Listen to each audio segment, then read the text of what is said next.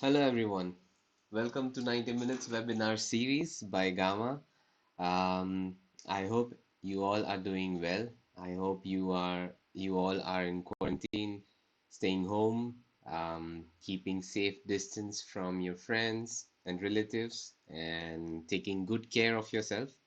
Um, I just can't wait to get this thing started. The series is gonna start from this Saturday on 18th. We would be opening up with our first session at 6 p.m. Indian Standard Time, and we would spend 90 minutes every day doing some 3D modeling as well as parametric modeling, and we would have different topics on everyday basis. We would learn these softwares by applying different things or applying different techniques for modeling various geometries that we have picked up for this particular series.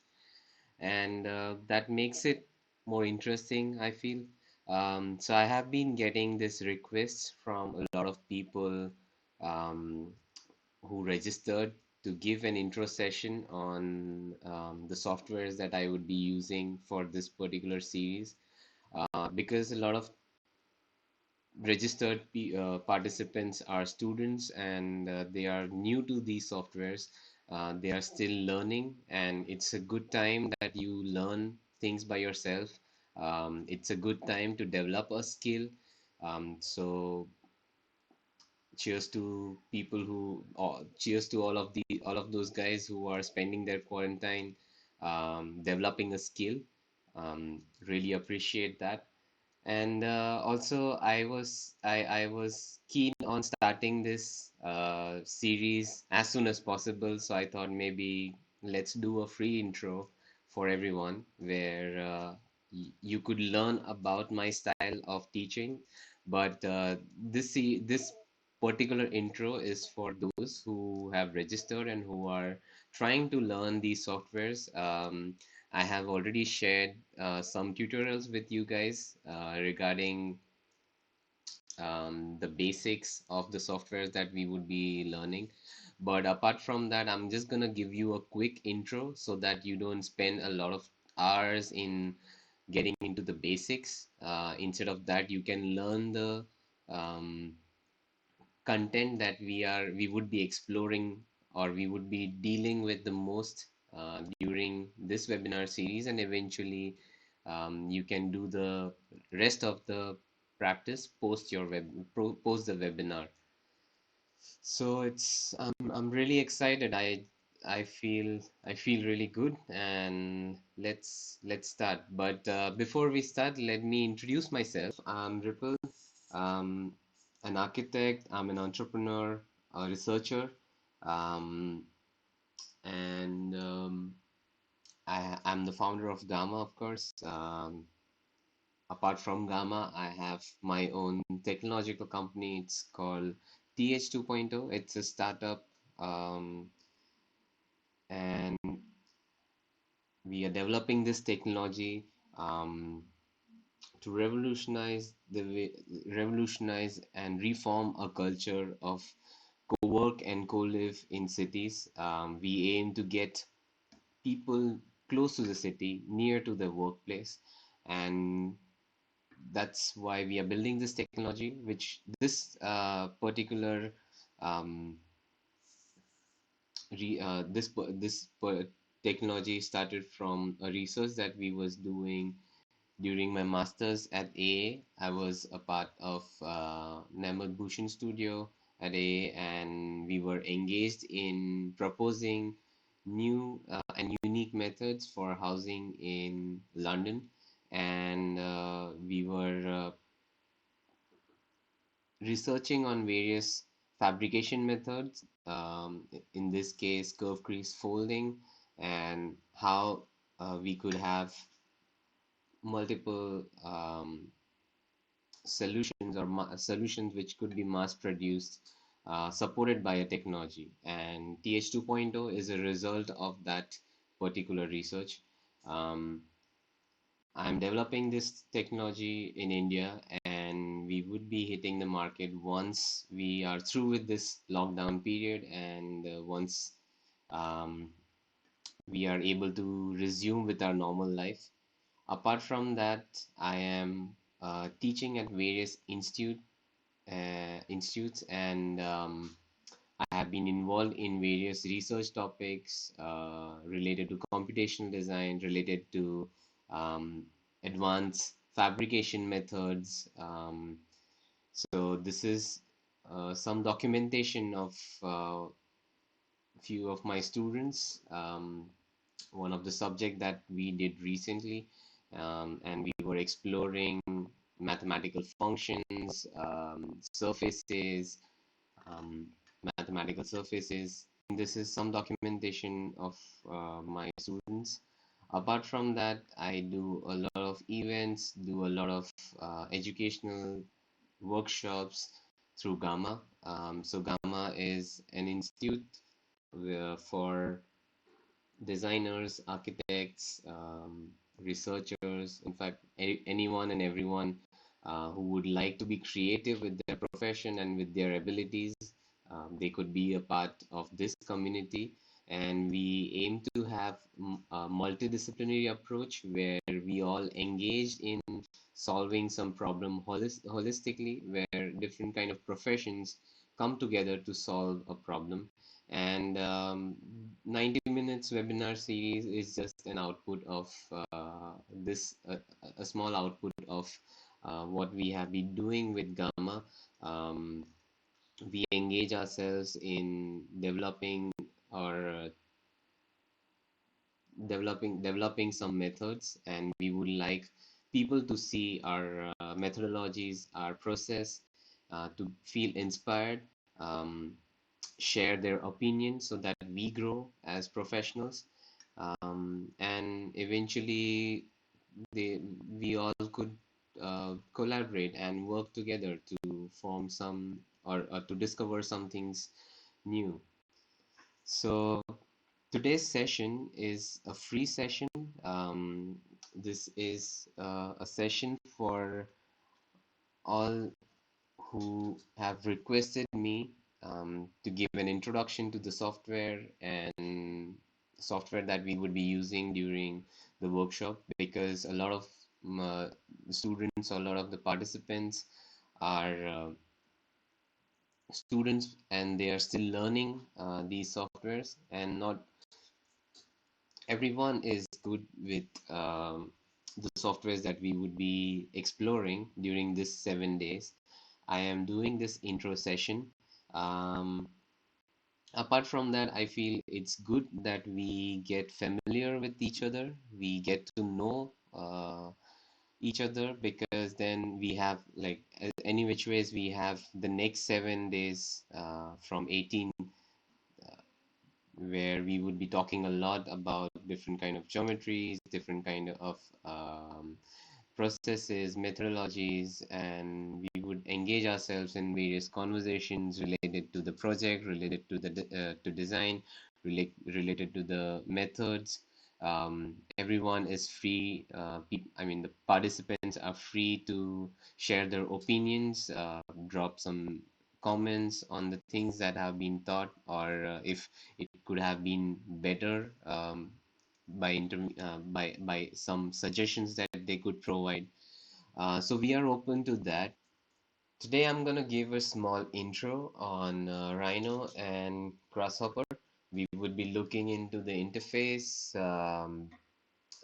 getting more familiar with some of the commands, most used commands, um, and we would model this particular geometry that you see on the screen. It's a project by Wilkinson Oyer, um, Royal Ballet School Bridge of Aspiration. It's located in London and at Covent Garden, and it's a very nice example that I could start with, and showcase um, the softwares and the commands that we would be using these softwares. Um, Apart from that, I'm taking this project for both Rhino and Grasshopper. The reason being that I would like to have, I would like you all to understand a clear distinction between a 3D modeling software and a parametric modeling software, and the reason why why we could think of having more parametric based designs.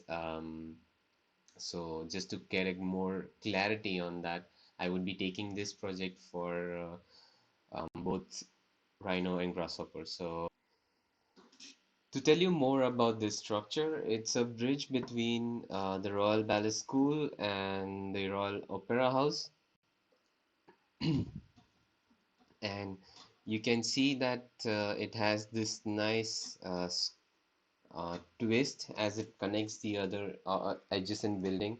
It has this squarish frame or beam which twists and connects the adjacent building, and there's a bridge which passes and connects the other two structures.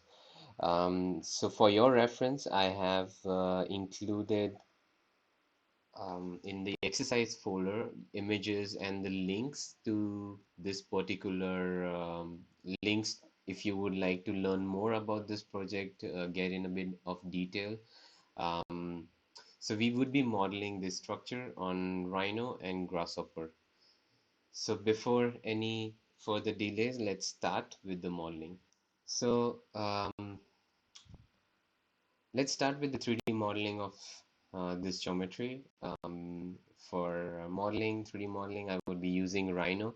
Um, Rhino is a freeform modeling software, surface modeling software, which uses NURB mathematical modeling for creating geometries. It's quite common in computer graphics for using NURB modeling um, for creating geometries, and Rhino eventually distincts itself from the rest of the software um, by having this property. We can create organic shapes quite easily. Apart from that, we can make our CAD files for CNC cutting or 3D printing. We can do a lot of architectural visualization, rendering, or walkthroughs. So a lot of things that we could do with this softwares, and it's not something which is used just by designers or architects, but it is used by a lot of other professions as well, um, for their own purposes, of course. Um, Starting with the interface of Rhino, when you open Rhino, you should be able to see some things like this. Um, so what are the contents of of this particular interface that we are? So we have the menu bar. We have all the commands. Most of the commands lying in that particular menu bar. We have file, edit, view, curve surface, mesh, transform, all analysis, rendering options. We have our command line where we would be writing a lot of commands. We would be reading a lot of commands. And when I say reading, um, I would say that's something which is going to guide us throughout the whole modeling process. Um, to execute things more efficiently and in the right manner. In fact, it's a good guide to have. So I always suggest um, people to read their command lines while they are modeling in Rhino. So that's kind of helpful. We have this toolbar group, so in case you want to use some very quick tools, you can use these toolbar groups. We have separate tabs made for all these toolbars, and we can definitely use these tools very quickly while working in Rhino. Apart from that, we have these main toolbars. So the same, we can have quick tools from here. It's made with these icons, so you can visually um, understand things. We have the panel tools. In the panel tools, we can learn the properties, we can have rendering option, we can have our layers, we can have our display methods or display modes, save viewports, a lot of other options that we could have in our panels. So we can keep our panels on one side, and that's the panel to that's the paneling part of the Rhino interface. And we have the status bar or drafting option bar. In this, while we are drafting or while we are transforming any geometries, it uh, this tool can this particular set of options could help us help making our life a bit more easier while modeling. Also, we can learn the status of uh, in terms of our mouse movement or the units that we are using uh, in the template. Um, we can have drafting options such as snapping tools, ortho methods. We can also have a smart track. We can record history. We can have our gumball, which or you can say pivot, which is something very technical to modeling. And we have our viewports. We have these four viewports that you can see on in while you start your Rhino. With this is a part of our part of the interface. We could have more than four inputs, four viewports. Also, we can switch to any of these single viewports at one time and visualize the geometry as per our requirement. So without wasting any more time, let's get to the software and let's start to model some things. Okay, so I'm gonna start with the modeling part of this particular structure. So I have the way I have made the formats for all the files. If you open the exercise file, you would be able to see some things about the project that we are trying to model, about the project in case you don't wish to visit the reference or see the reference links that I have sent. You can just have a small view, or you can understand the project by reading this. And I have also shared the elements that we would be modeling or which are kind of prime for this particular geometry. So in this case, we would be engaging ourselves in making the beams, square beams, the twisted geometry, and the bridge. So these three elements are the prime elements that we would be focusing on. Um, so let's start. So as I explained the interface, right now I'm in the top viewport, but you would be able to see some things like this if you open your Rhino.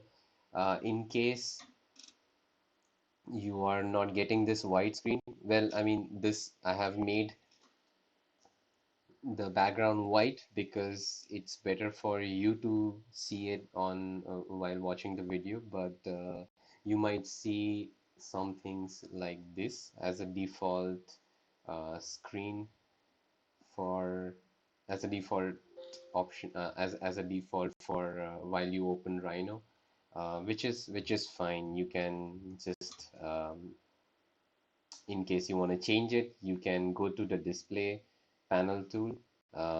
You can have your panels from this option. You can left click on this option and you can select all the tools that you would like to include in your panel.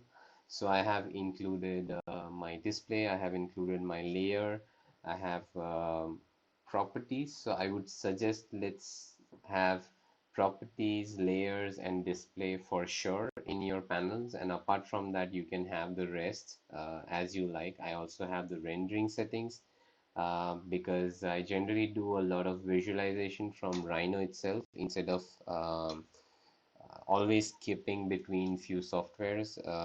If you want to have very quick renders or some illustrations, I prefer using Rhino than to any other software.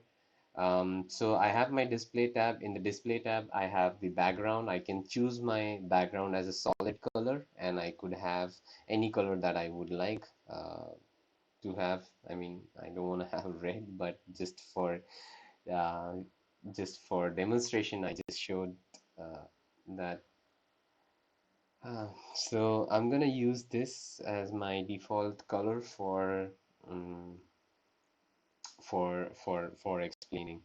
Starting with this geometry, I have already modeled some of, I mean, I generally like to model and take a copy at each step that I take. So if you see my files, my exercise files, you would see what commands I used for creating this geometry. So each step would have a command. Um, I think the exercise file that you would have a clear written command here. So starting with this geometry, this is something that I would like to achieve at the end. So that's some geometry that I would like to achieve. Or else if I have to show you um, the image that I have shared on Instagram, um, this is something that we would like to have. Okay, so that's this geometry, and I have just given it a street view by placing just these mass of buildings and the bridge connecting both of. Uh, so you can see, like I have this. If I hide this element, I could see that I have this kind of twist as the bridge goes along. Um, so how do we do that? I'm just gonna hide this whole thing first, and I'm gonna start with the modeling process. So before we start anything with Rhino, let me just explain some key things about Rhino for those who are unaware of this software. To navigate through this tool, I'm using my scroll mouse button for zooming in and zooming out. To select anything, I'm using my left hand click button so I can have a selection in I can have selections of my tools using my left hand mouse button. Um, I am using my right hand mouse button in perspective to orbit around the geometries that I have on my on my viewport. If you are in any of these other viewport and if you press shift, you would see that your viewport would have this span symbol and not this orbit symbol. So in case you encounter this, you should understand that you are in a parallel mode and not in the perspective mode. Okay. Apart from that, the commands are fairly simple. So if you want to have any of this viewport as a whole screen, you just double click on the viewport which is available. In case you want to change the view settings, you can use these available views. So you can have the wireframe mode, you can have the shaded mode, rendered mode. Um, so Rhino 6 has good rendering, so you can directly take out your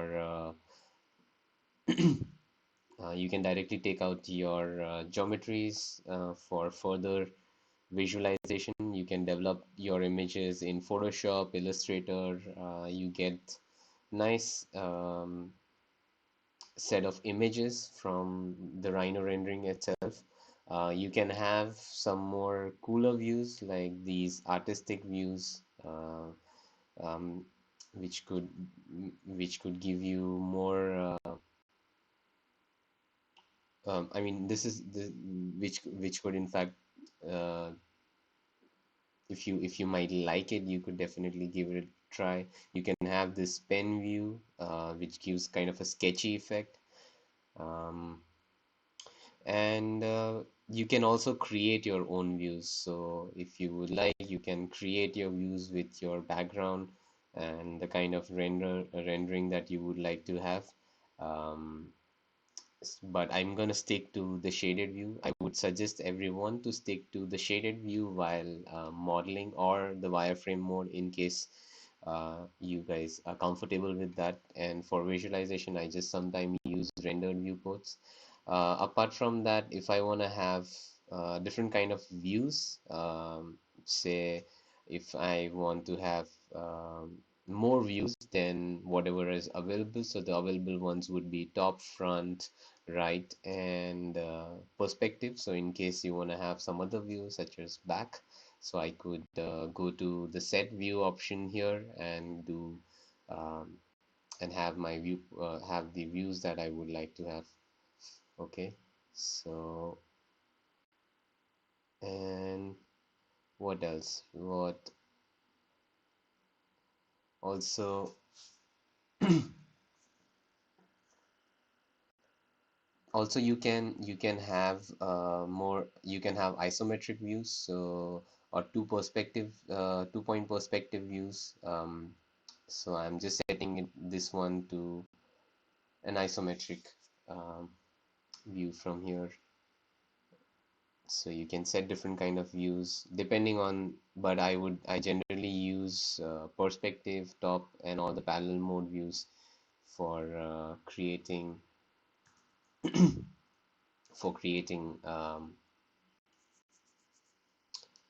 for mostly modeling in Rhino. Okay, cool. So as we saw in the menu bar, we have most of the options available here that we would be using in Rhino.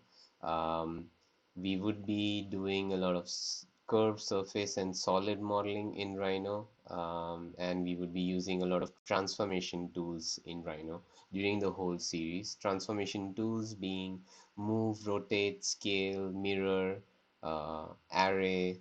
So all of these geometries are transformation tools that are available in Rhino. In fact, it's available in any softwares or any 3D modeling software that we have. So we would be using these tools quite often while modeling. We would be doing a lot of surface model. We would be using a lot of curves. Rhino offers a good advantage over creating surfaces from curves. So we should definitely take full like use this as an opportunity while modeling in Rhino. Um, so when we talk about different commands available, we have some ways to make primitive geometries like curves. If we take um, rectangles, polygons, circles, so these are some primitive geometries that from where we could start. And there are some utility tools available. So you can see that the whole tab would have uh, very well organization of primitive tools and on a good organization of utility tools. It's the same for surface. For primitive surface creation, you have the first part of the tab um, showing or giving you a reference of the surfaces which you could create by lofting, by planes, by edge curves, and the other half where you can have the utility tools which through which you can transform or through which you can change the topology of the surface. Same with the solids. The first part of it is well categorized to show um, the primitive elements that we could create from the set of commands available, such as box, sphere, cylinder, cone, pyramid, and the other half where we have the utility tools through which we can make some changes in the topology. So that's something that we should know. Apart from that, we have the status and the drafting option bar. So you can have your snapping tools on here. You can have these snapping options. One particular thing that I would like you all to note is whenever you are modeling your geometries, whenever you are drafting in 2D, I would suggest you all to have your project on. I would the reason I would I like I suggest you to have your project on is for example, if I draw a line or let's say a polyline, so I'm just gonna write polyline. You can see in this command line, so you can write your commands here, and the command line would guide you to execute that command. So it asks me for start giving a start point of the polyline. Okay, so when my project snapping option is on, I could see that even though I would like to have the end of this particular geometry, if you're unable to see this clearly, let me just off my grid. If I would like to select the end of this particular geometry, the point which is taken is always on the plane. Okay, so let me just make random lines, um, trying to see the ends, like if I would like to have the ends of all these. So if I would like to make a project, a line, a polyline between all the ends, I would not I would see that all the line is flat on the plane because my project is on. If I on my grid, this is my plane, and as you can see, my geometries are elevated from this plane. So any geometry that you are drafting or anything that you would be drafting is projected on the plane and not on the surface. Well, in other case, if for example my um, project is off and I would like to make a polyline between say end points of some of these geometries, I could see that I could easily snap to all of these end points of these geometries, you know. So that's some you can see this very clearly that I have a polyline which eventually snaps to these endpoints. Okay, so that's something that I would like you all to note while drafting it in Rhino. Apart from that, whenever you start your whenever you would like to start your start modeling in Rhino, I would first suggest you all to make some layers. You start with the layers first because um, that eventually would help you organize things better in Rhino. Also, I would like to add some things to this file. If I would like to just go to my top view, I'm just gonna click on my text and I'm just gonna add a point saying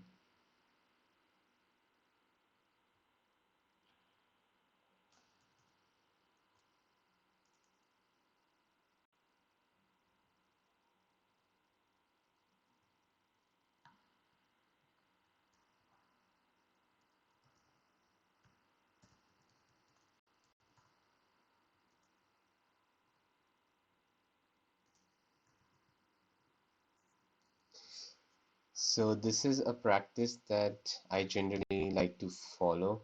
Um, I have written increment and decrement unit. What I mean by increment and decrement unit is if you see my geometries, they are very well um,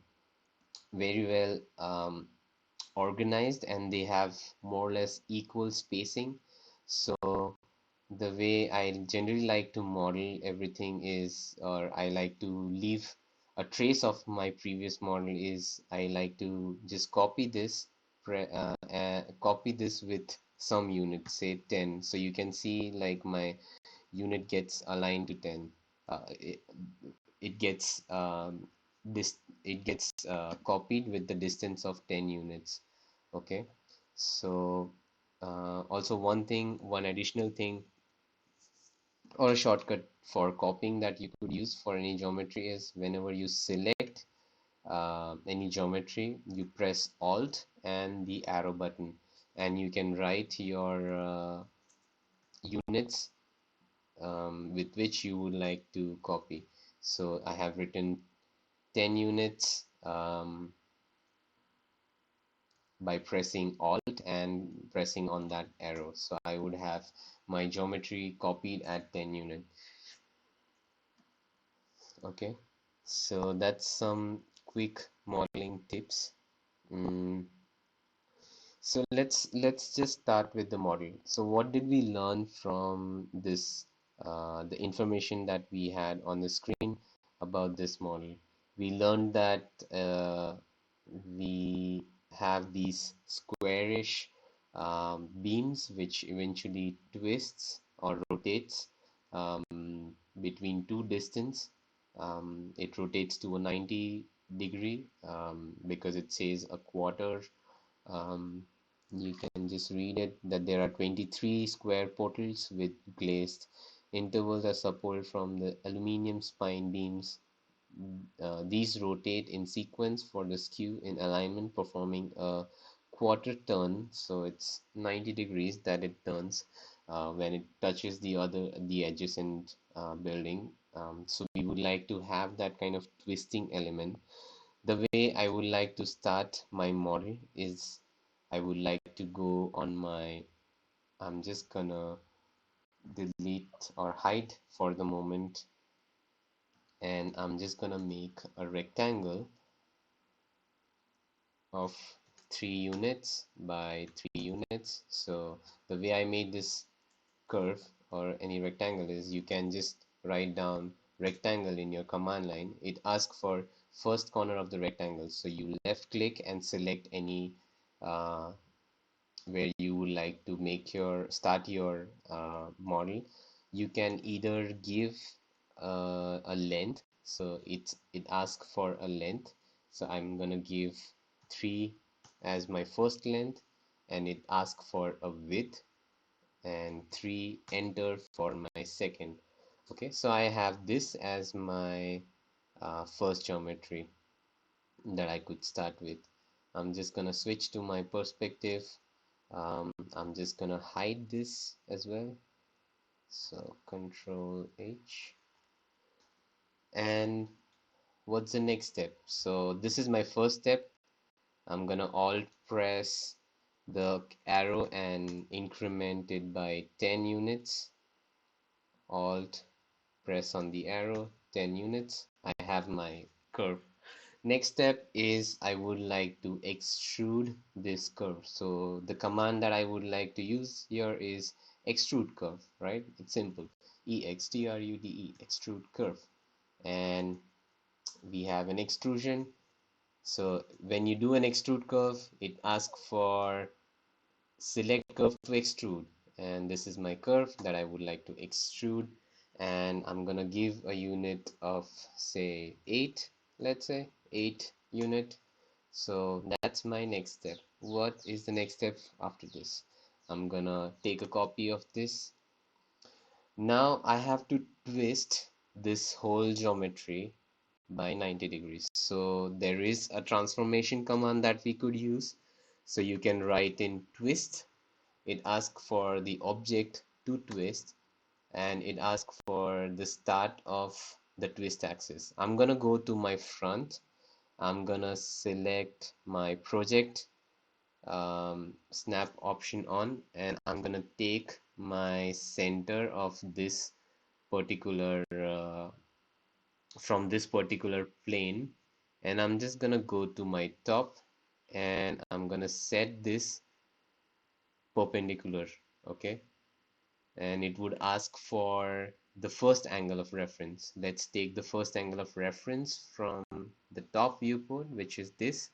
And if I go in my perspective, I could see that my geometry is already moving. And I just have to write down the unit with which I would like to twist it, the angle. So I'm just going to write 90 degrees and 90 it is. So now I can see that there is a nice twist of this element. Okay. Also, what I'm gonna do here is I'm just gonna put in a text, and I'm just gonna write all the steps that I'm using for creating this particular geometry. So the first step is uh, making a rectangle. Okay, let this be the first step, and let's put it here somewhere, or maybe we can better do it with reference to. Okay, so we have our first step as making the rectangle.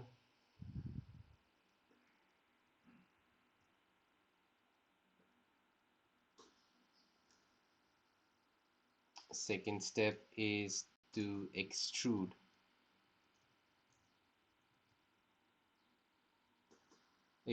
the curve.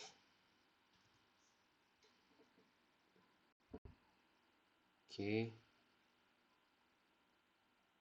my third step is to transform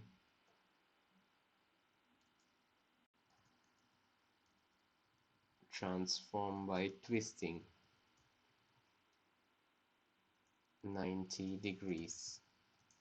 Okay, that's my third. Okay, so now what should be my next step? Okay, let's go to perspective. Let's have these geometries. What I'm gonna do here is I'm gonna give this surface a bit of thickness. So again, take a copy,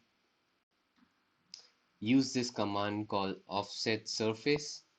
So when you do an offset surface, you would get these um, arrows. So these are basically normals at these particular points on the surface, and it just shows the direction in which your surface would be offsetted.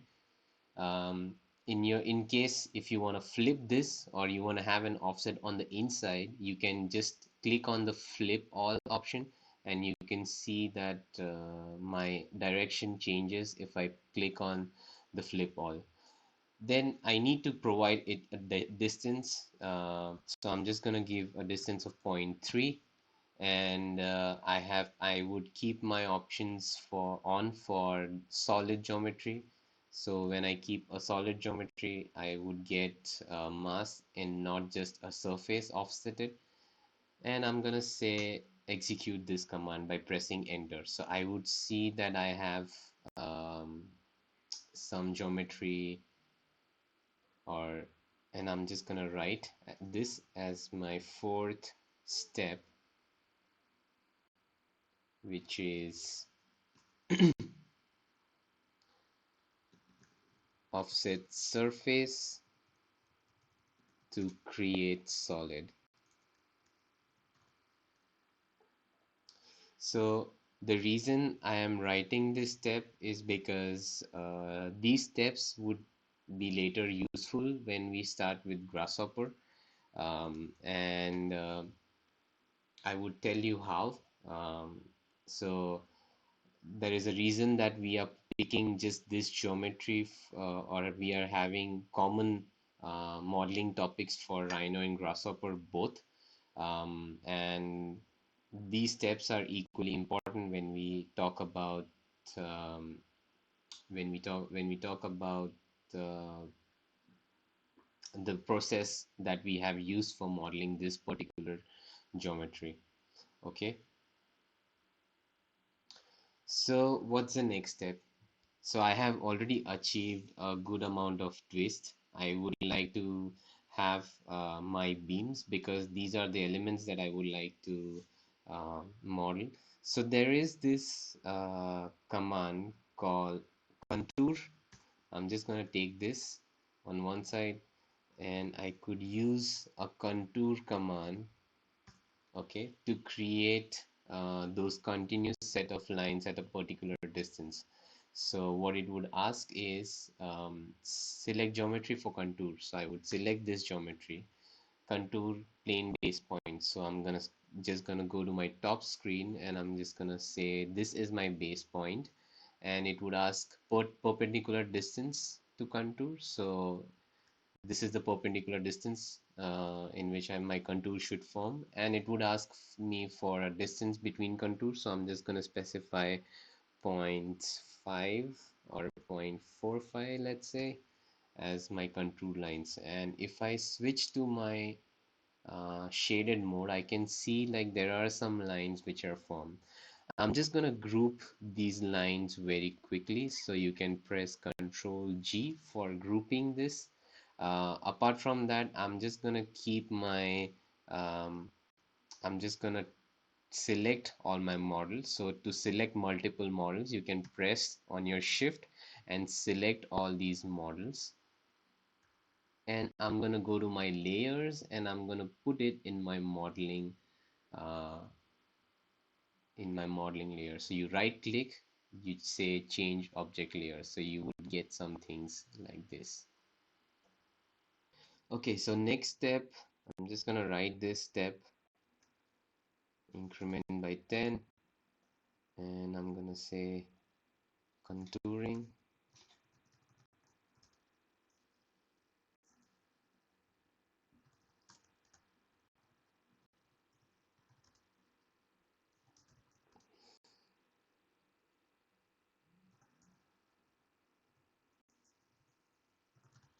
Okay, contouring on the geometry. What I'm gonna do is I'm gonna take my grouped elements and I'm just gonna take it uh, and now I'm just gonna make planes between these these curves. Okay, so the way I could do it is I'm just gonna go to my modeling tab and I'm gonna say select the whole group and I'm gonna say planar surface. Okay, so now I have these surfaces which are planar,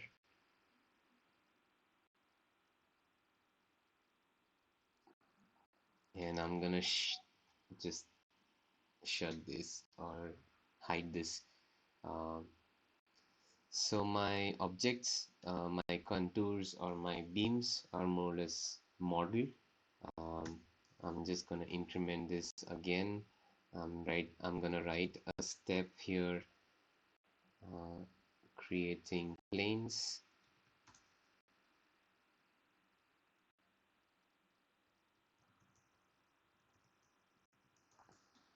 Okay,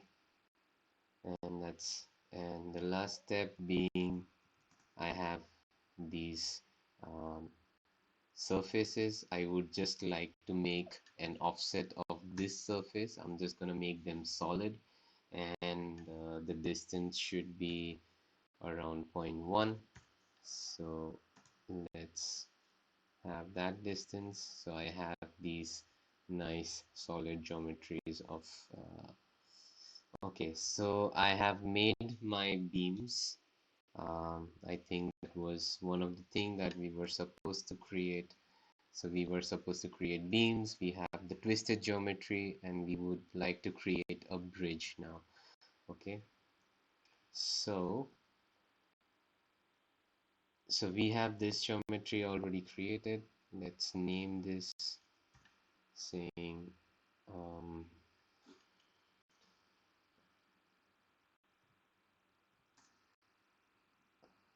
solid beams. Okay, cool. Now what we could do is we have we would like to create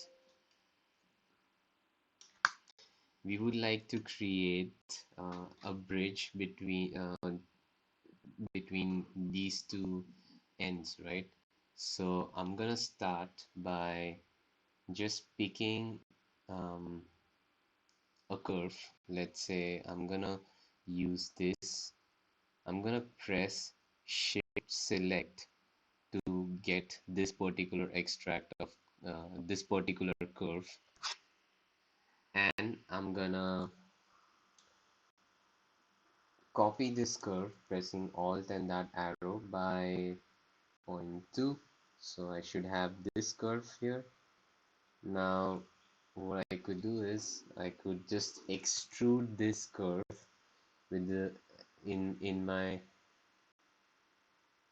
I can just extrude this curve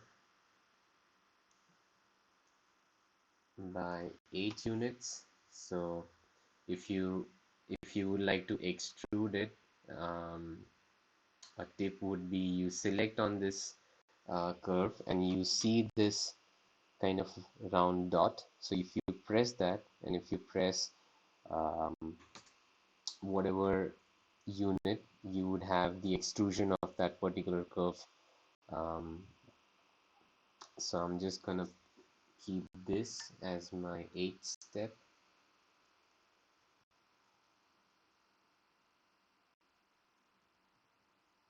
Okay, so now I have my also what I would like to do is I would like to offset this particular geometry another time. In fact, I would like to have two offsets of this particular geometry. So let me have this geometry here in this particular direction by 20 and this, and let's have an offset. I know that I took an offset of 0.3 here to make this surface. Now I'm not gonna keep my solid on. I'm just gonna keep my solid off um, and set solid as no. And I'm just gonna keep a distance of 0.15 or maybe let's say 1 um, and flip it on the outside.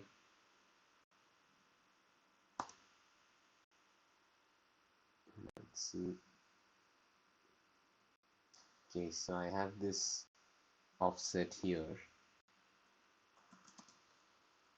Okay, and I'm just gonna have another offset of this particular object. I'm just gonna say offset surface, and this time I'm just gonna flip everything on the inside and have an offset of 0.1. Okay, so what am I gonna use this particular offset for? um, I'm gonna use this particular offset to split my bridge so that um,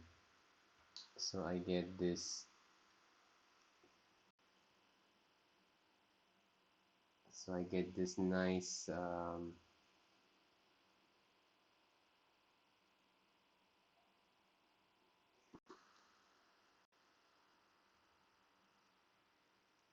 so I could get this nice curve here. Do you see this curve that eventually, so I could get this nice curve here. So for that I'm just gonna use the offset on the inside, and I'm just gonna increment this by 10.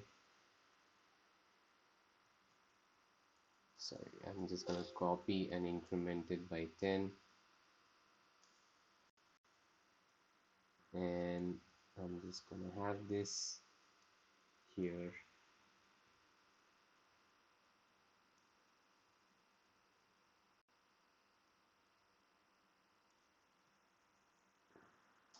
and I could do an offset surface of this and split that surface.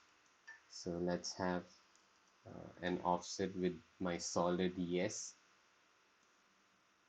and then I could split this geometry.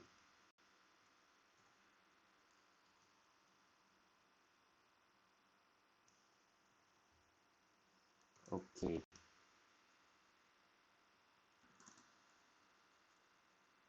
so to zoom on this particular geometry, you can just say zoom, Z-O-O-M, or just say zoom enter, Z enter, and say select. So I generally do Z enter, S enter, so I could zoom select on the objects that I want to zoom in. And I'm gonna do a split. So what I'm, or else instead of split, let's do a Boolean split. So select the geometry and select the geometry you want to split it with. So I should get this geometry and all these parts separately. Okay, so now what's the next job? My next job is to just assemble all these geometries. um, I have mostly modeled all the elements. I have my bridge, I have my twisted uh, surface, and I have my beams. Okay, so I'm just gonna select, so this, I'm just gonna take it to 20 here. This I'm gonna move it to -30 so that I could get this inside. And I remember I did a small offset with half of this particular solid offset, so I'm just gonna take that and copy it here. Okay, so that's what we have already. We have this model ready. So you can see here, if I can see that I have this nice um, twisting effect. If I'm just gonna render it, you could see that I have this geometry which has this loft, a bridge on the inside, and I have these beams as well. Okay, so that's done for the Rhino modeling part. Cool. So what did we learn today? We learned, so you can see how this increment and decrement could help you organize your steps. Um, Generally, I write these steps because it's for explanatory purposes. But uh, the reason that I'm writing it for, I'm asking you to write, is because I would like. I mean, this is a good way to start modeling in Rhino. You learn at each step. In case you wanna have some differential geometry, you don't have to. Like you could just go back to any of these steps and start to model again from there. Instead of like remodeling it from the start, you can just go anywhere in between where you want to make some changes and remodel your or have another iteration of this particular model. In case I have to create these contours with lesser distance, maybe I could use this geometry and I could make the contour directly on that with lesser distance. In case if I had deleted all my previous steps, I might have to start all over again. So that is one good practice that you could have while modeling. It's not gonna make your file too heavy, but in case you feel that it's a bit heavy, then maybe hiding might help, or try to not have a separate file for your final output, and you can have a separate file for the process. So that is one way you could organize your steps and do a better and I think more clean model in Rhino. Okay, so to finish this model in Rhino, let me just give all the steps so that it's easy for the person who's trying to understand this file to know the process and the method of starting from a curve and achieving the geometry that we aim for. So the eighth is to extrude the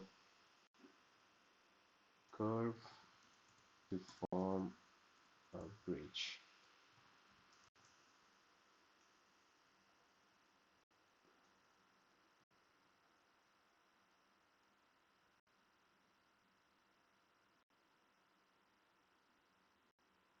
So because I have added a lot of materials in this file, there might be some instances that uh, gets a bit heavier, but I think it's okay. Next is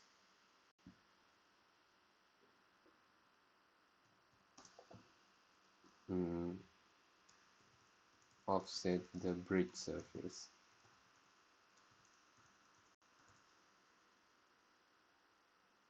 And the last step is splitting or Boolean split.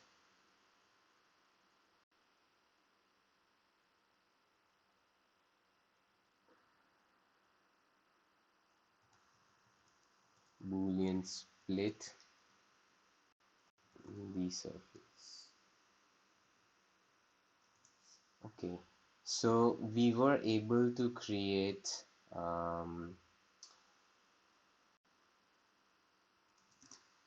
the bridge of aspiration in 10 steps on Rhino, and I would like you all to see. Okay, so to start this geometry on Grasshopper, or before we start with Grasshopper, let me just give you a small introduction on what Grasshopper is and what are its key components. I'm just going to open a new file. Um,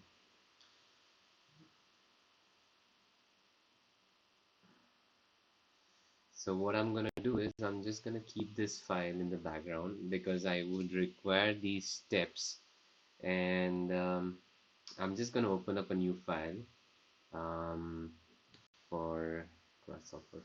I think I already have opened or made some things. Okay, in the same file, let me just shut this and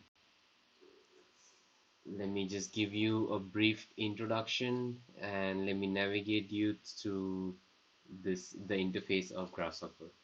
So you can find Grasshopper in Rhino 6 inbuilt. So you can just type in Rhino in the command line Grasshopper like you type the rest of the commands, and you would see some things like this would open up.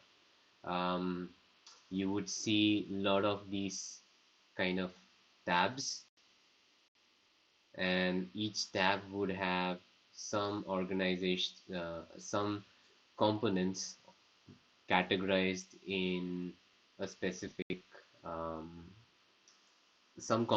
component category. Let's say um, you would have some tabs by the name of params, maths, sets, vectors, curve, surfaces, mesh, intersect, transform, display.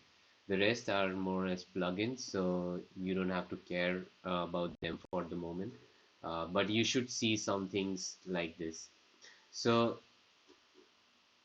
you would get a canvas on which you can build your script. You can use your right mouse button to just pan through your script, zoom in and zoom out with your scroll button, select anything using the left hand click button, and you can load your components in your canvas by going to that particular tab, going to that particular category, and selecting whatever component you need and dropping it on your canvas. So you can see that I just dropped my XZ plane here. Okay, but before we get into this, what is Grasshopper? So Grasshopper is a visual programming language. So you don't have to code anything. You don't have to script or write any code for creating a circle, creating a line, creating a vector, to be very simple. You can have a visual code written for that purpose. You can go to vectors and you can see this control construct point. So you can see that there is a small function ready for you, a component ready for you to execute your command. Okay, so what how, like how do I understand what's what should I do in Grasshopper? So there are on your left hand side you would see these as your input, and on the right hand side is your output. Okay, so to construct a point, simply to construct a point, you would need three vectors, x, y, and z, or let's say units in x direction, unit in y direction, and unit in z direction, so that you can have your point constructed. So by default, you can see your point to be on your 0, 0, 0 x 0, 0, 0 um, unit. So your point would be at the origin, but in case you would like to have a point which has some unit, you can put in a number slider here. So you have in params, you can go to this input category, and in from there you can put in number slider. So, and if you double click on number slider, you would have this kind of small toolbox or the option box in which you can go to your max, and you can increase um, you can choose from the real numbers, you can have integers, you can have even numbers, you can have odd numbers, you can select the decimal points that you would like to have, and you can set the minimum and the maximum or the range of this particular number slider. So I have set the range as 1 to 100 or 0 to 100. So I'm just gonna copy paste these, and I'm just gonna attach this to particular component that I want to use. Okay, so those who might not know about anything about Grasshopper, um, you could find some tutorials on my YouTube channel. Also, I have recently uploaded a playlist with all the basics of Rhino. So whatever commands that you might intend to learn more, you can go to my YouTube channel and you can find the tutorials there for Rhino. I'm gonna do the same for Grasshopper as well. Well, I will be uh, giving you a proper introduction of this particular parametric software, and I would be discussing about most of the components in detail. For now, I am not going in depth. I'm just trying to make you understand that it's uh, as we saw in Rhino, the tabs for curves, surfaces, solids. I can see more or less all the commands um, arranged here or categorized here for programming. You might not get all of these so you might initially while using Grasshopper you might feel a bit uncomfortable or a bit complex, but trust me, the complexity is not the interface and the kind of tools available. The complexity is building the logic. So if you build the logic right, then I'm sure this software would be quite easy for you to handle. um, so I started with the point I can do similar things with a lot of other components. Another thing I would like you all to know, how do you reference something in Grasshopper from Rhino? So for example, if I have a surface here and I would like to now use this surface in Grasshopper, I can't directly import that through some. There is a proper way of going about. I could have a tab called Surface, so I can double click and I can write about the commands that I would like to have, and I can right click on the surface and I can select one surface. So when I do that, it takes me to my to my Rhino viewport, and it asks me to select the surface that you would like to reference. Now this whole thing turns red in Grasshopper, so it means that it's a surface which is referenced from Rhino in Grasshopper, but not exactly a surface which exists, but it's not a baked geometry. It's not a geometry which um, is an output yet, unless and until you bake it, okay, from Grasshopper. Um, but yeah, I mean, this is just a reference object, a reference geometry that you can put. Similarly, you can have your curves. So you build a curve here in Rhino and you select that curve and you can go to the params. In the geometry category, you can see curve, put your curve, uh, and in set one curve. So you have this curve selected in Rhino, and that would be set as a curve in Grasshopper as well. Okay, so today we won't be referencing any curve as such. We won't be referencing any surface as such from Rhino to Grasshopper. It would be purely Grasshopper that we would be making our um, model on. So, as I told you earlier, you guys, as I said, that we have to remember these steps, right? The things that we did while modeling with Rhino. I think the reason why I took this exercise and the reason why I wrote these steps has a lot of relevance, has a lot of importance while we are operating or while we are using Grasshopper, because we would be using the same steps in Grasshopper to form some things that we objected for or that we aimed for while we started this tutorial. Okay, so anything that you see in the param tab, this has some primitives,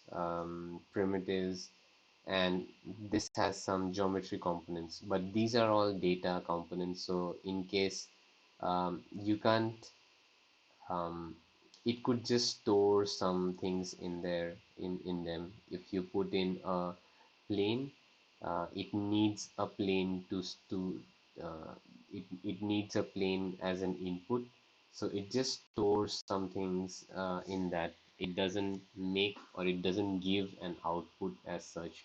Okay, wherein the other components that you see, you could expect some form of output, either um, as geometry or as any form, um, as an integer, as a boolean, as a number. So you would have um, the output from the rest of the tabs that you see here. Okay, so okay, so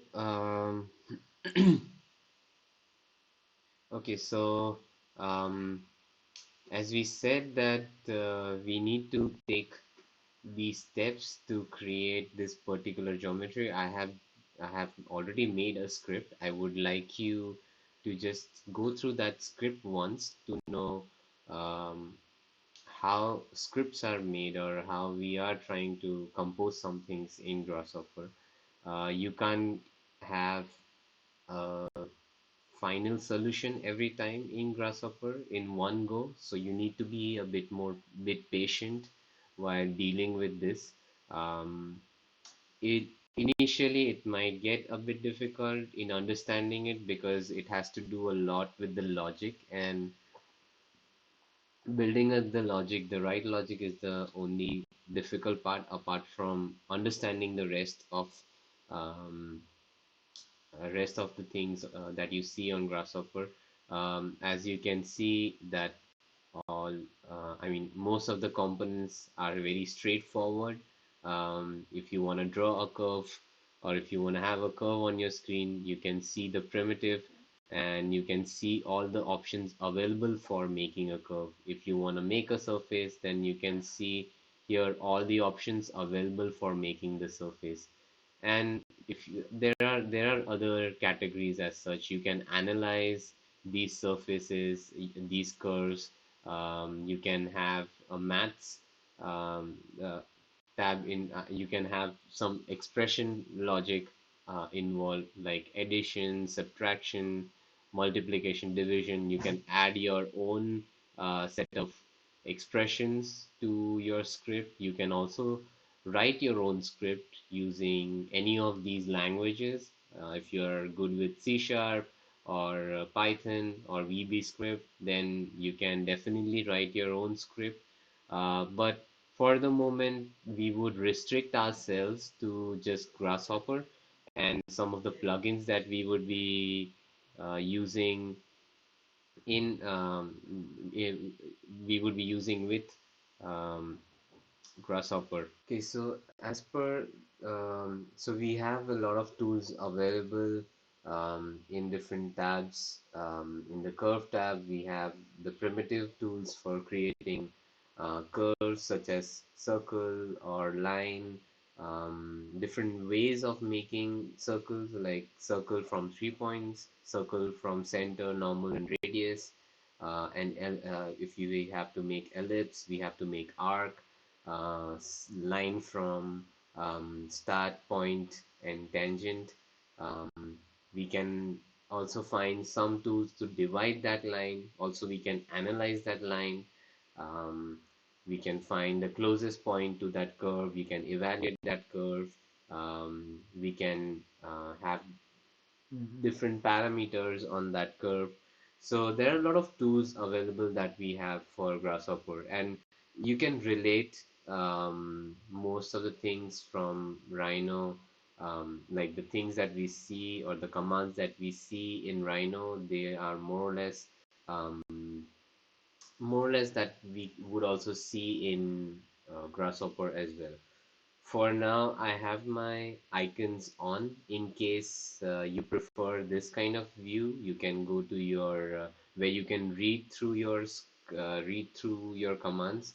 I can go to my display and just click on the draw icons button, and I generally prefer it with icons so that I understand. I mean, I prefer it with icons. For your understanding, I have just downloaded a kind of a plugin called Bifocal so that you can read through all the components that I'm using for the moment. Okay, so I'm just gonna navigate you through this script for the moment, and we would be making or creating a new script at this from the scratch so that you understand the process well. Okay, so as we had done, first thing that we need to do is we need to first create a rectangle, right? So we did it in our front view. Front view was a plane that we used. In this case, I'm using a YZ plane. So the input parameters for the rectangle is plane, your X extent, Y extent. In case you want to provide a radius, then you can have a radius as well. So some of the, in this case, I have provided my plane, which is my y and z plane. I have provided the x as 3 and y as 3. So that's my square that I have created. Next is I want to move this square. Um, I want to move this square to give me the beams, the profile beams that I would use for twisting this particular geometry. So I moved all of these all of these rectangles in my X unit. And one thing that I would tell you is you can yeah, so every step you take there is a formation of some geometry. So the geometry which is formed here is then a reference for the next set of components. So you you need to, I mean, you can't see, I mean, you can't say that that's your final objective or final output at the end, but it could also act as a reference geometry for the following components. So in this case, I have here a series component. So what series component gives me is, um, it gives me a series of numbers. So it takes in um, the number of counts, okay, and the number of steps that it should take. So I start from 0 and I have 23 number of counts. So what a series would give me is it would start from 0 and it would give me 23 numbers, um, with an increment of 0.45. So 0 plus 0.45 is 0.45 plus 0.45 is zero point 0.9, and so on and so forth. And I have in total 23 elements as such, like this. You can see that the index number is 22 here, but the elements are 23 because mostly in programming language, the index starts from 0. So that is one reason you would see that my series would have index as 22, but it would be 23 elements in that. So what I did was I used, um, I said that make a rectangle in the x unit at starting from 0, then at 0.45, then at 0.9, 1.35. So I did that for, I in fact gave an input of the motion in the form of a series, and I could get all these rectangles here. Cool. So what's my next step? My next step is to rotate all these rectangles, okay, so that you could form a nice twist with, um, so I have this rotate command available in vectors, I guess, or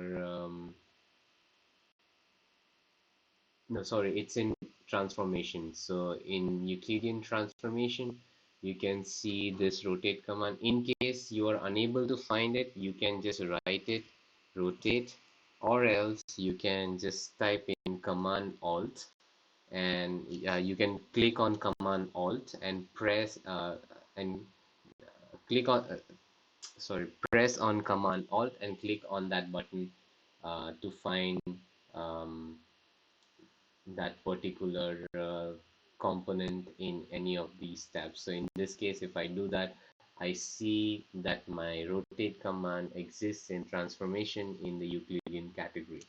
Okay, so I am through with my first step, which is to create some profile curves, um, and then I rotate it, okay, between 0 to 90 degrees. So what I mean by 0 to 90 degree is it starts from 0, so the angle of rotation at the first point is 0 and the angle of rotation at the last point is 90 degrees. Okay, once I do that, I should have uh,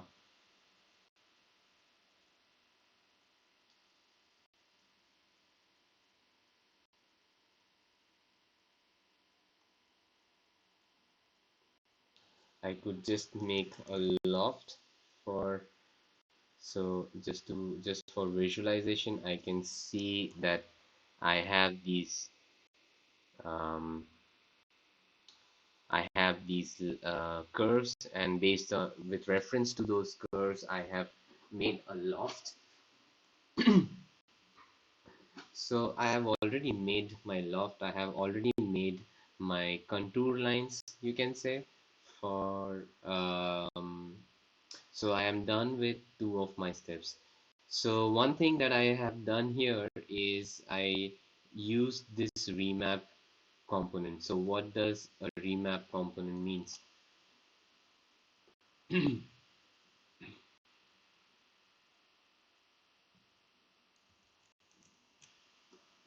So when we talk about remapping, I mean, as the name suggests, if you have say a number from 0 to 10, and it has to be, if you will, and there are like five numbers in between, 1 2 3 4 5, you have five numbers between 0 to 10. um, you want to remap these numbers between say 2.5 to 5. So that's your remapping. So that's how your number gets uh,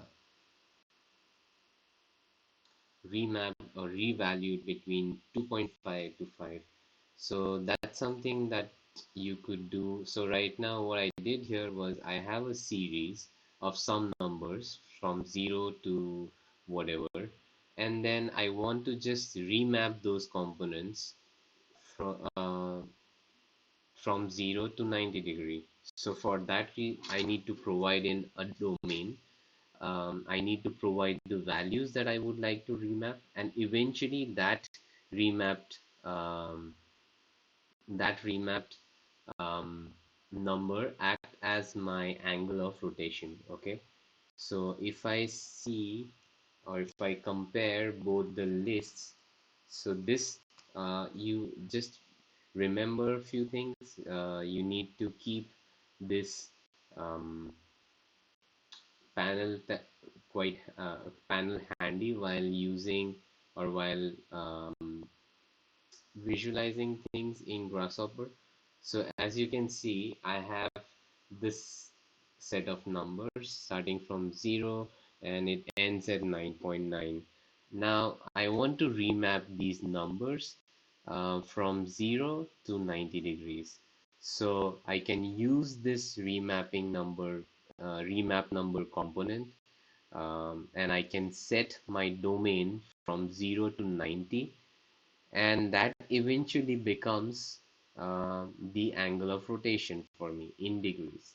Okay, so what are the geometries that I would like to rotate? So these are all the geometries that I would like to rotate. Okay, and there is also one more thing that I would like to um, another important thing that we need to take care of is the way you list uh, your data. Okay, so I have this geometry starting from my plane 0 1 2 3 4 whatever set of curves. So, and I have to apply um, the angle of rotation index by index. So whatever rectangle which is formed at index 0 would have the rotation as 0.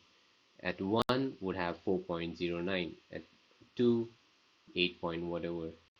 On 22 might have the 90th. So this is my 22nd element in the list, and this is my 22nd element or 22nd number in the remap component list. So that's why it is since the list match, that is one reason that it gives you the right kind of output. In case you provide it with the wrong set of inputs, if you say that if you just give different kind of values or different kind of numbers, the results might be weird. So just make sure that your lists are very well ordered in Grasshopper. um, what you can do next is you have these geometry. Now I have just used an offset command to make an um, offset of these offset of these curves. to form my beams like these. Okay, so now I have my um, lofted surface, I have my beams, and next thing I had to do was I had to create um, I had to create a bridge in between. So for that, what I did was I exploded this curve. I took um, 2 points on 2 points on I exploded that curve. I dispatched the list so that I could get these two lists separately, and then I evaluated the curve with two parameters so that I could get these points. I made a polyline, a line, and I extruded that curve with the last element of this particular the last element of this particular list, which is 9.9. So you want to extrude it till the end of that particular um, so that if you extrude it till the end, you would make the line extrude till here. So once I extrude that, I did a split, a B rep split. So I have this as one B rep, this as another B rep, um, and I just did a split between both. I get these curves, and then I do a split surface. So I split this surface with this curve so that I could get the split and eventually take out the split element from here to form some things like this. Okay, so lots of step, but a best practice in Grasshopper would be to group all these elements. As you can see that I have grouped these elements so that you remember the steps that you took, because there are no specific way or method of approaching any geometry in Grasshopper. There could be various methods of doing it. You might have your own method, I might have my own method. Your method might be longer and might give you some set of um, positive properties. In my case, I might do the same with a shorter script. So it depends, like it really depends on how you crack or how you make the logic. The way I made this logic was I started with a rectangle. I made a series of these moves. I rotated um, these curves, and I just lofted that, and I also offsetted that to create these kind of ribs. So I could get the offset of the surface, I could get the offset of the ribs, and then what I did was I went back initially to my original curve, I exploded that, I used the dispatch component. So what a dispatch component would do is it would separate two lists uh, by the value of true or false. So if this is 0, this line is 0, then this is true, that's false, this is true, that's false. So whatever is true is one list and whatever is false is one list. So in this case, I could get these two curves. What I did from here on was I evaluated these curves with a specific distance at a specific point, so I can move these points as well. And then I extruded that point till the end of the last element that we moved, and then just apply a split. So like the steps are more or less the same. There are some different things that we have done or additional done in additional, so that because of the availability of the components and the requirement of um, some set of logic by Grasshopper, but yeah, there we have like the final output of um, the bridge of aspiration here. Now, when I have built or I have shown you my script, which I did earlier, I would like to make a script in front of you so that you get a clear idea about what we are talking and how things are happening in Grasshopper. So let's take the first step. Let's make a rectangle here. So that's the rectangle the component that I would like to use. Um, I'm just gonna put my plane as YC. So that's my plane. Now you can see, and I'm just gonna put in a number slider. The shortcut that I always use is 0, uh, greater less than sign, whatever unit that I want, less than sign the maximum of that number slider. So I have now these number sliders. I'm just gonna put two of them, plug into my X, plug into my Y. So now I can see, um, I'm just gonna shut this geometry. Now I can see that my rectangle or my first step is, um, I'm already through to my first step. Okay. Next thing that I would like to do is I would like to move this geometry in my X unit. So as you can see, the red line defines my X unit and this is my Y unit. So I'm gonna move this component. Okay, so this is the geometry. This is the rectangle that I would like to move. Uh, you can see the output goes in Z direction because there is an already set parameter there. But in case you want to change it, which we do, we would like to have our own um, motion of movement for this particular geometry, and for that I would like to invent a series of my own, starting from 0 and which increments at 0.45, because that's, and I need 23 numbers of those series, and it has to be in my x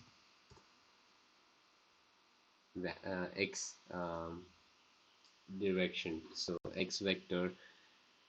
So this is the unit vector that we put in.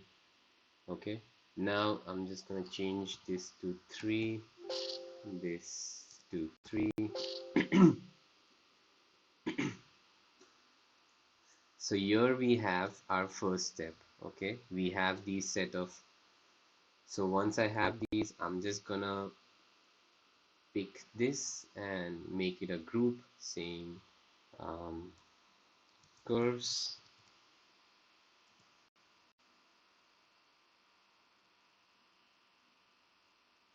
Okay, next is I'm gonna rotate all of these curves. Okay, so put a rotate.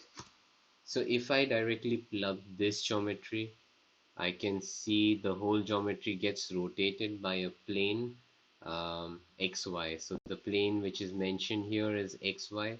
So we need to change that plane. So how do we invent, or how do we create our own plane? Okay, so we have these set of reference set of tools with us. Um, so we have these curves. What we could do is we could um, use this analysis component called area. So in analysis, or you can just write in area. So you can find this in your surface analysis. Okay, in your surface analysis, you can find the area, and I am gonna put this. so that I could get my um, central axis location, or the center of each of these curves. Okay, what I want to do is I want to make a plane for each of this rectangle to rotate on.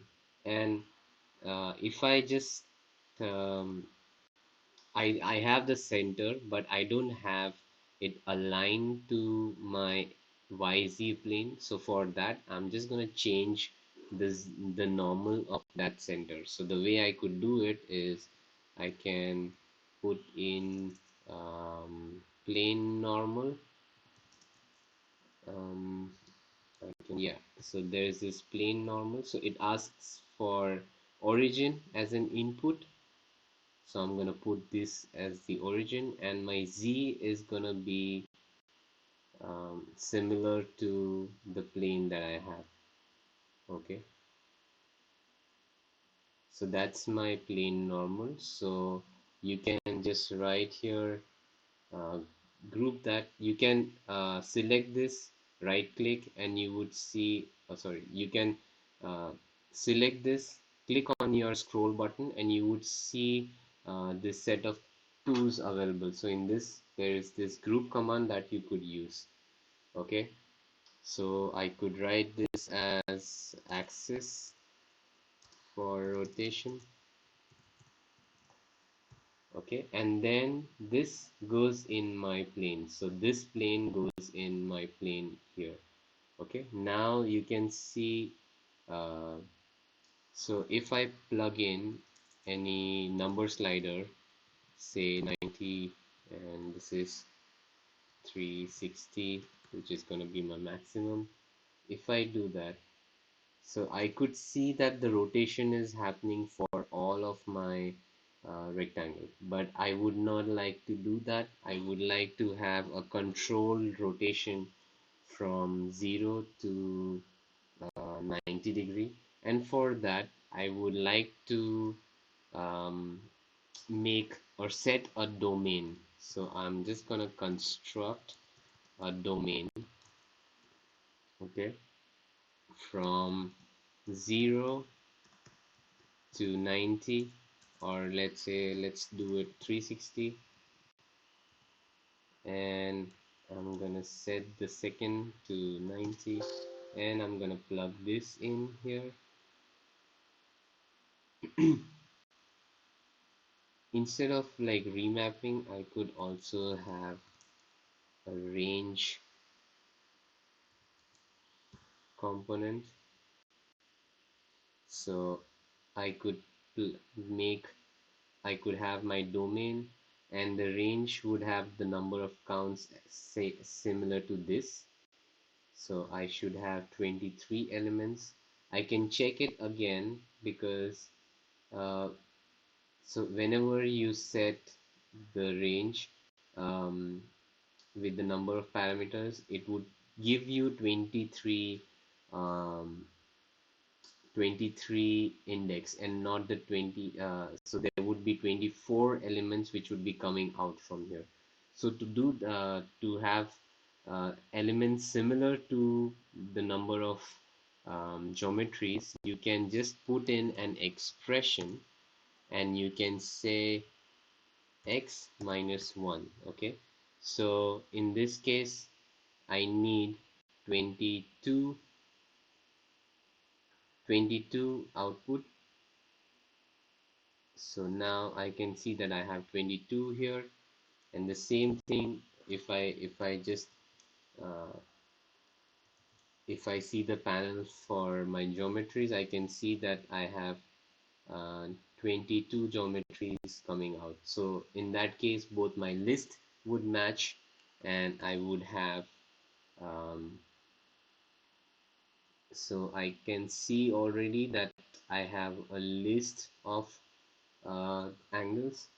So what I could do is I could just put that in my angle. In this case, the component has default angle in the form of radians. So to change it to degrees, you can have a you can just say degree, and it asks for, sorry, you can have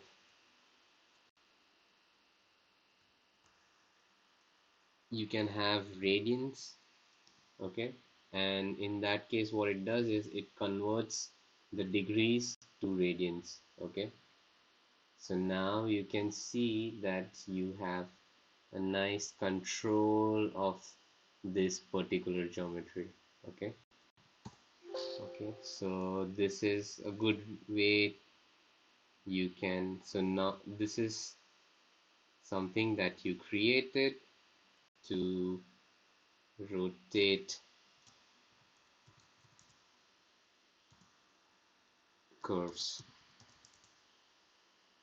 Okay, so you have three steps now. You made the curves, you made the axis for these curves, and you rotated these curves.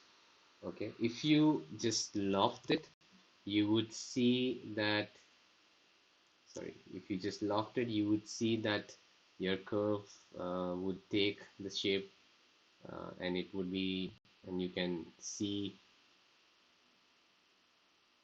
them in your Rhino screen as well. Moving on, I don't need this for the moment, so I'm just going to take it out. I would like to offset the curve. Okay, I would like to offset these curves um, with these set of planes. Okay, and with a distance that I provide. So this is the offset that I would like to have to create my beams. Okay, and what I would do here is I'm just gonna merge this value, I'm gonna merge this, also graph this, and do a loft so that I could see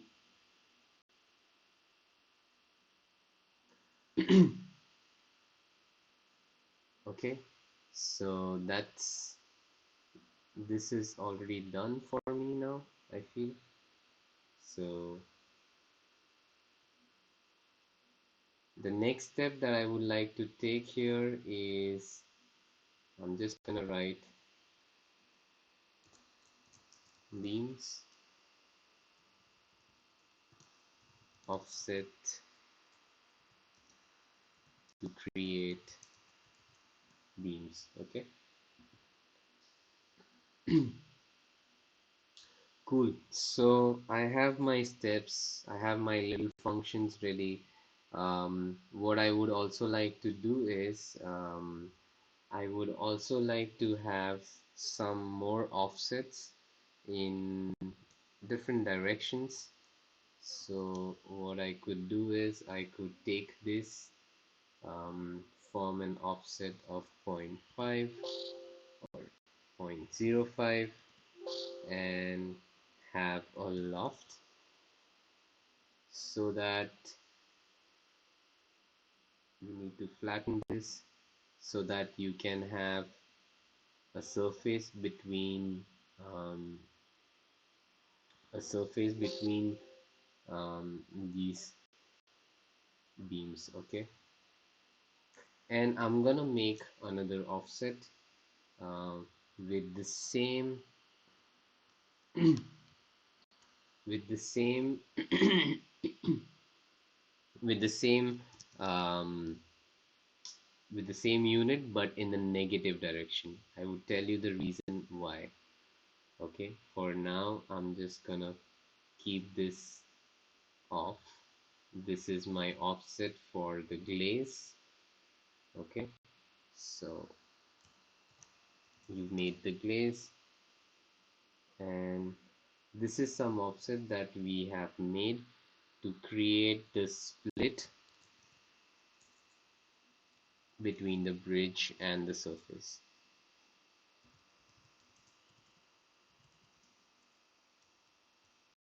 So let's name it as reference surface for split. Cool. So I have,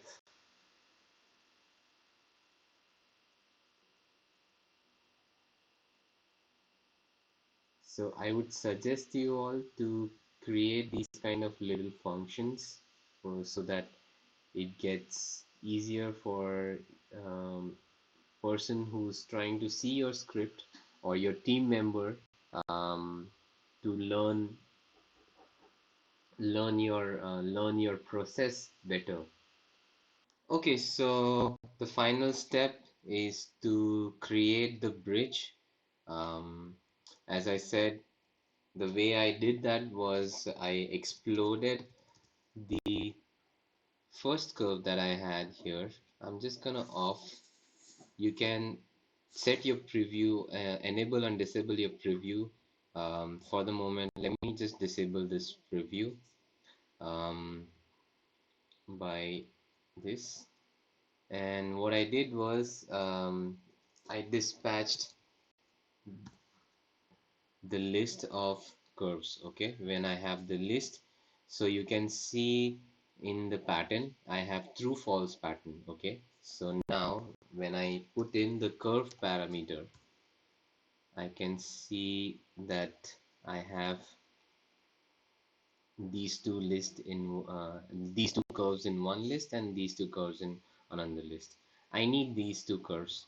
What I'm gonna do is I'm gonna do a evaluate curve component. Okay, when I do an evaluate curve component, I could get a parameter on the curve at between 0 to 1. Okay, so if I put this, I can see that I have um, I need to reparameterize the curve always so that I could get a nice I could get the parameter between 0 to 1. Okay, but what I need is I need to have these points in one in one it has to be in a proper alignment. So what I could do is I can see that it's the opposite. So what I could do is I could have a merge component here, and I could make an expression where I'm saying that whatever my x value comes, just subtract it from 1. So x minus 1. So in this case, I have this value, I have this value, and let's put this one here and let's merge both the components. I'm just gonna graph this. Also, I would graph this input. So it should be 1 minus x. Yeah. So if you just calculate it, if I want to have something at 0.2 parameter, I would have 0.8 for the other curve. Okay,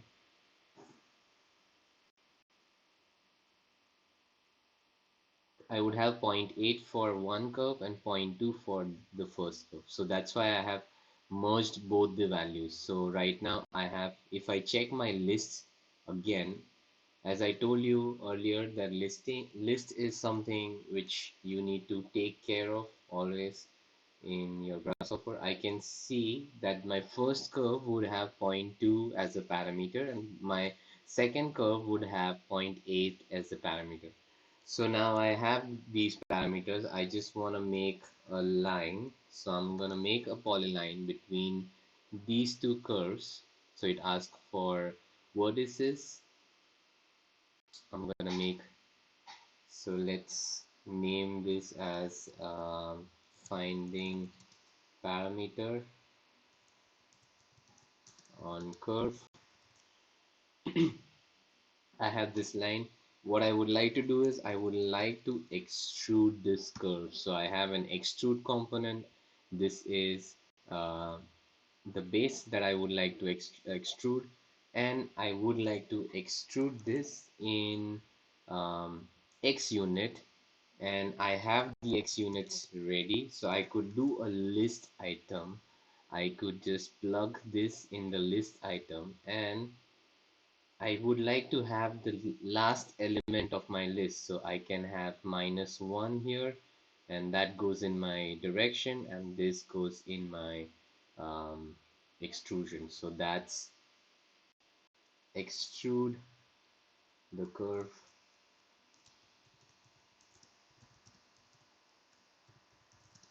to form the bridge. Cool. Now the next is I just have to split this element with the element that I have here. So I have this element. I just want to split this curve with this element, right? So for that, I am gonna use brep component. So you can find this in intersection. So it has physical intersection, it has region intersection, it has solid intersection, mathematical intersection. So I have this as my first brep. Brep stands for boundary representation. And I have my second brep here, which is my lofted element. And I could see that I have my curves forming here, nice and smooth, right? So now what I could use is I could do a surface split. So a surface split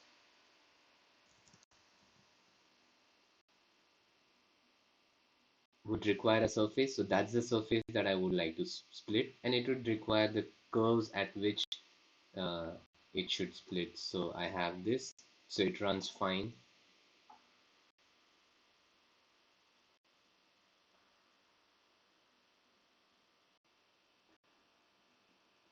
Okay, and I'm gonna list item the the the surface which I require. So that's my final extracted surface. Cool. So I have all the elements. Um, Let me just shut all of this for the moment. And I'm gonna merge only the elements which are required. So I need the bridge, of course. Um, I need um, I need the glaze, and I need the beams. Okay, so now I have this. I can set the parameter to set my bridge. So if I say 0.0 0.075, so my bridge would be somewhere here. I can also change the number of counts, so I can make this longer, or maybe the steps between each of these counts. Okay,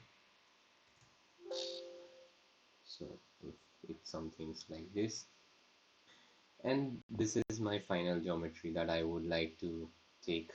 Um, so now you can see that I did it with uh, few of my steps.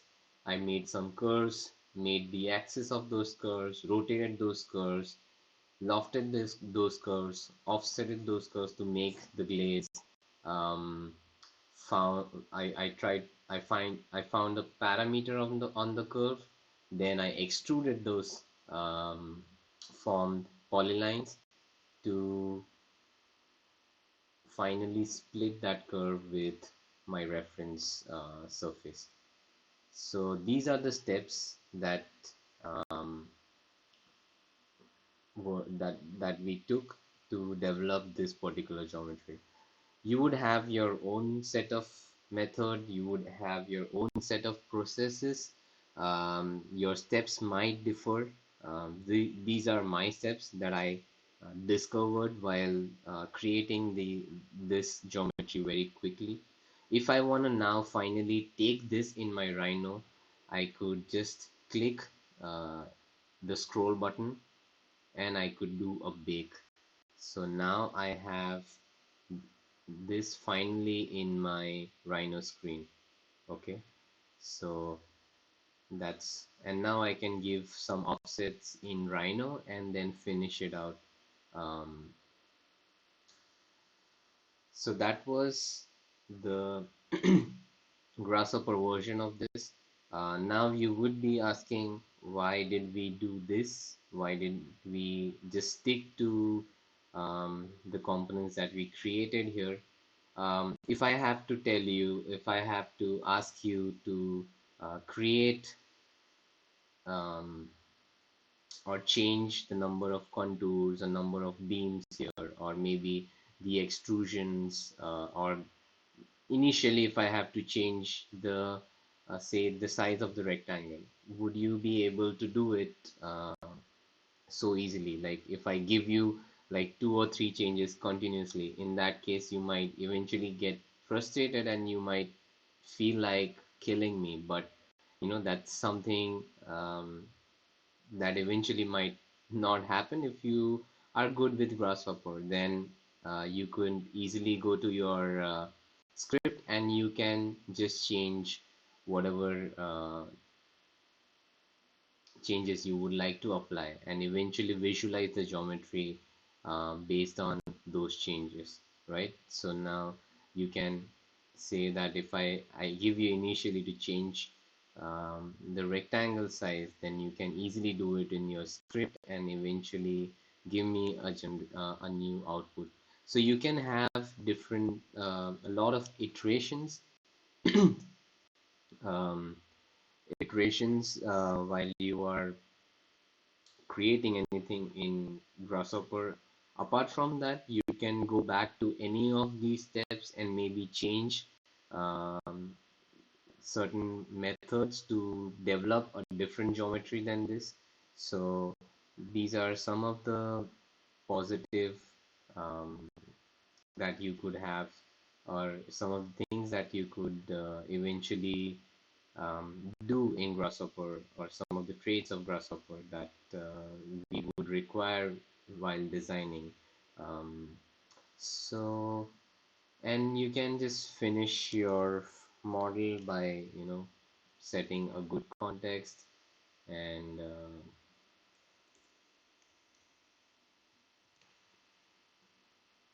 what you could do is you could just, I just have to on my layers.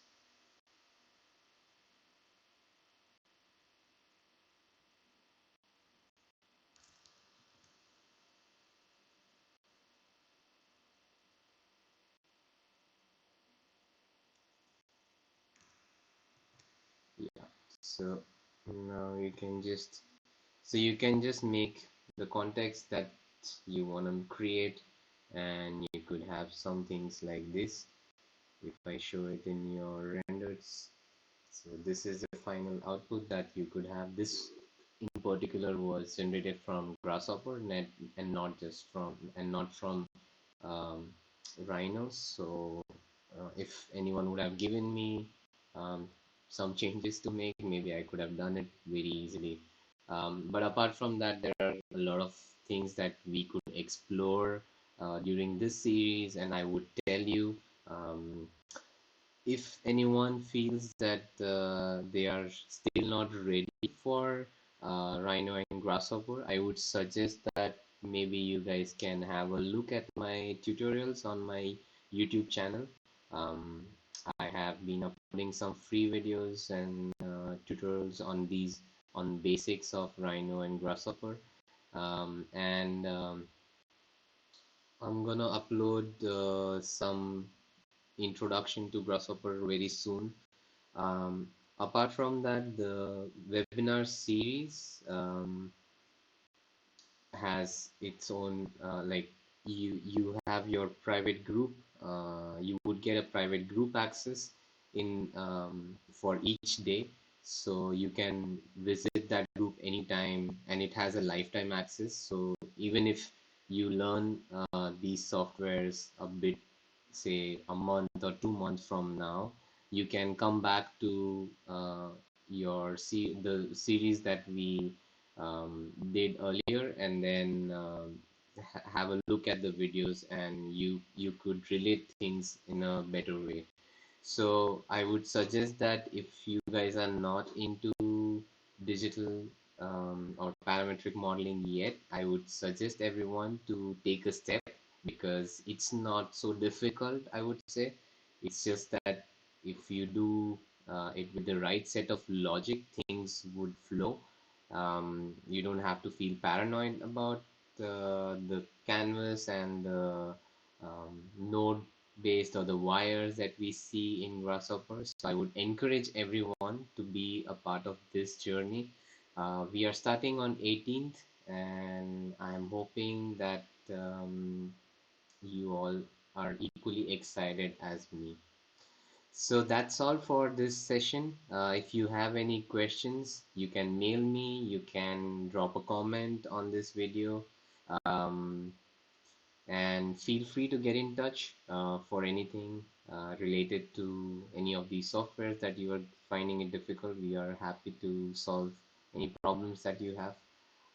Please don't hesitate, and please share your opinion on the things that I have showed. And if you feel that it could have been done better with some things that you know, then please suggest us a method. Even that is appreciable, and that is something that we are looking forward to. Um, so thank you very much. We are going to do much more complex things in the next 7 days, starting from 18th. And I'm sure that it would be a good practice for anyone and everyone who has joined for this series. Even I am someone who's getting a good practice at making these contents, so I'm happy. So I would first thank everyone of you who have registered and who have encouraged me to develop some new scripts. I have some surprises that I would reveal during the workshops. And I hope that we keep on talking like this, we keep on sharing a lot of knowledge like this, and we grow as an individual, as a profession together. Thank you very much. And one more thing, if you would like to register for 90 minutes webinar series, you can check out the link in the description box. Also, you can find the link to my Instagram and Facebook accounts, so you can give a follow up on that as well. I hope to see you guys during the webinar series. Stay safe, stay home, and take care of yourself.